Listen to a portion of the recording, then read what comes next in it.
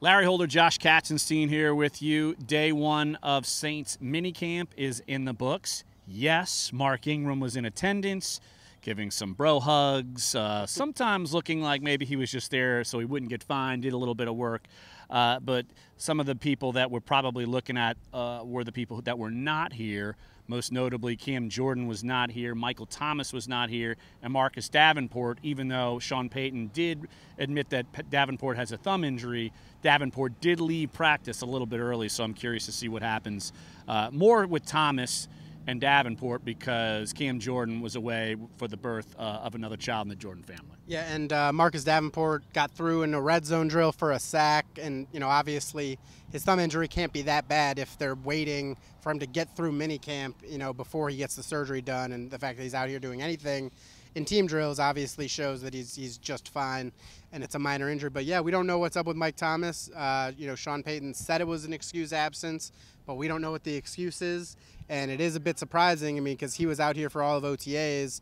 I don't think he's even eligible with the new CBA for a new contract at this time, so it certainly can't be that.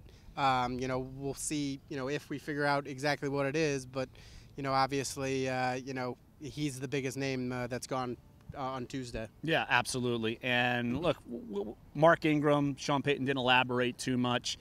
We figured he would be here. That was the storyline going in. Mark Ingram put a sideways, almost crooked photo on one of those social media devices that you kids use. Instaface? That one, Facegram, whatever. Regardless, you figured Mark Ingram would be here, and he's here. And so I'm sure that that's not squashed by any means.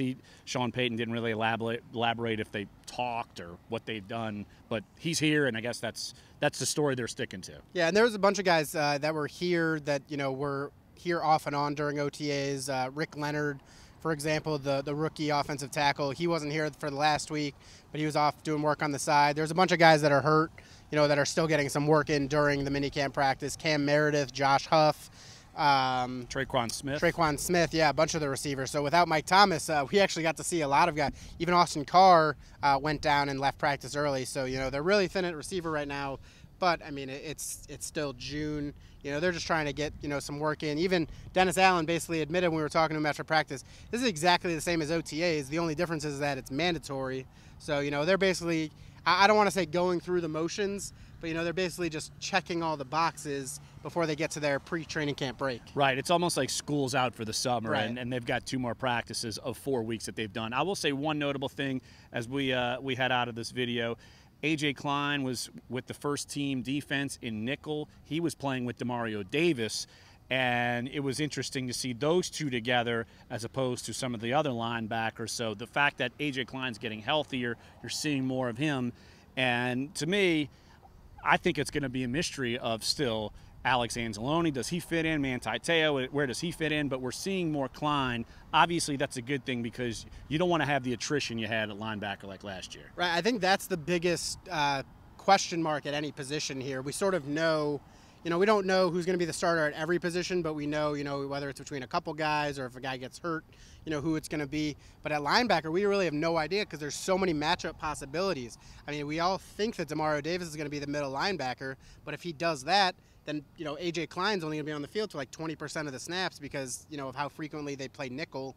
Alex Anzalone probably going to be the weak side linebacker, but if they like A.J. Klein more than Anzalone overall, then suddenly they're going to kick Davis to the weak side. Manti Te'o can play he can play in the middle. Craig Robertson can play a bunch of positions. Even Nate Stupar, has flashed at times. So, I have no idea how to handicap this race right now.